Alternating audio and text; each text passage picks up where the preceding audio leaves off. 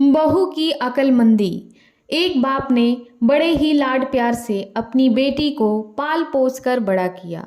सर्वगुण संपन्न होने पर तय समय पर पापा ने बेटी का विवाह कर उसको विदा किया। विदाई के वक्त जब बेटी ने पापा का आशीर्वाद लिया तो बेटे को गले लगाते हुए पापा ने कहा, बेटा, यहाँ के रीति रिवाज ससुराल में नहीं चलेगी। वहाँ के रीति रिवाज अलग होंगे, इसलिए ससुराल में जाकर बड़े बूढ़ों के पास बैठकर उनसे वहाँ की रीति रिवाज सीख लेना। बेटी जब बहू बनकर ससुराल पहुंची तो उसने देखा उसके पति के अलावा घर में उसकी सासू माँ और एक दादी सास थी। बहू जब घर में कुछ दिन रही तो उसने देखा कि घर में दादी सास का बहुत अपमान और तिरस्कार हो रहा है। अपमान की हद तो तब हो जाती जब उसकी सास उसकी दादी सास को ठोकर मार देती, गाली देती और खाने के लिए भी कुछ न देती। बहू को यह सब देखकर बहुत बुरा लगा। उसे अपने मम्मी पापा द्वारा दिए गए संस्कार याद आए। उसे अपनी दादी सास पर बहुत दया आई। उसने सोचा, घर में बड़े बूढ़ों का तिरस्कार होने से घर नर्क बन जाता है। मुझे अपनी दादी सास के लिए कुछ करना चाहिए। उसने सोचा, अगर वह अपनी सास को समझाने का प्रयास करेगी तो उसकी सास उसके साथ भी इसी तरह का बर्ताव करने लगेगी। उसने खुद अपनी दादी सास की सेवा करने का सोचा। अब वह रोज घर का काम खत्म करके अपनी दादी सास के पास आ जाती और उनके पैर दबाती और सेवा करती। कुछ दिनों बाद सास को बहू का इस तरह दादी सास के पास बैठना और उनकी सेवा करना अच्छा नहीं लगने लगा। एक दिन सास ने बहू को बुलाया और कहा, बहू, तुम घर का सारा काम छोड़कर हमेशा दादी सास के पास क्यों चली जाती हो?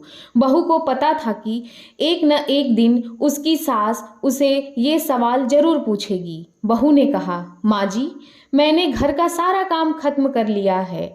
अगर फिर भी कुछ बाकी रह गया है तो काम बताइए, मैं उसे कर देती हूँ। सास बोली, काम तो कुछ नहीं है, लेकिन दिन भर दादी सास के पास बैठे रहना ठीक बात नहीं। बहू ने सास की बात को बड़े ध्यान से सुना और कहा, माँ जी, मेरे पापा जी ने हमेशा मुझे यही सिखाया है कि जवान लड़के लड़कियों के बीच कभी नहीं बैठना। अगर जीवन में कुछ सीखना है तो घर के बड़े बुजुर्गों के पास बैठना। अपने घर में सबसे बुजुर्ग दादी सास ही हैं, इसलिए मैं इनके पास ही बैठती हूँ। मेरे पापा जी ने मुझे विदा करते वक्त भी कहा था कि अब वही तेरा घर है और वहीं के रीति रिवाज तुझे मानने हैं। इसलिए मैं घर के रीति रिवाज के बारे में दादी सास से पूछती हूँ कि मेरी सास आपकी कैसे सेवा करती हैं। सास ने जब यह सुना तो घबरा कर पूछा, बुढ़िया ने क्या कहा तुझे मेरे बारे में? जरूर उल्टा सीधा बोला होगा उसने। बहू ने बड़े ही होशियारी और शालीनता के साथ जवाब दिया, माँ जी, दादी सास कह रही थी कि अगर तेरी सास मुझे गाली नहीं दे और ठोकर नहीं मारे तो मेरा दिन नहीं बीतता। बहू की बात सुनकर सास ने बहू से पूछा, क्या तू भी मेरे साथ ऐसा ही करेगी? बहू सास की इसी प्रश्न का इंतजार में थी। बहू ने कहा, माँ जी, मुझे पापा जी ने बड़ों से घर के रीति रिवाज सीखने को कहा था। अगर घर के रीति रिवाज बुजुर्गों के अपमान और तिरस्कार करने के हैं तो मुझे भी यही रीति रिवाज मानने पड़ेंगे। बहू का जवाब सुनकर सासू माँ को अपने भविष्य की चिंता सताने लगी। उसने सोचा, जैसा व्यवहार मैं अपनी सास के साथ करूँगी, मेरी बहू भी वही सीखेगी और फिर वह मेरे साथ भी वैसा ही व्यवहार करेगी। सास अब दिन भर इसी बात को सोच विचार में रहती।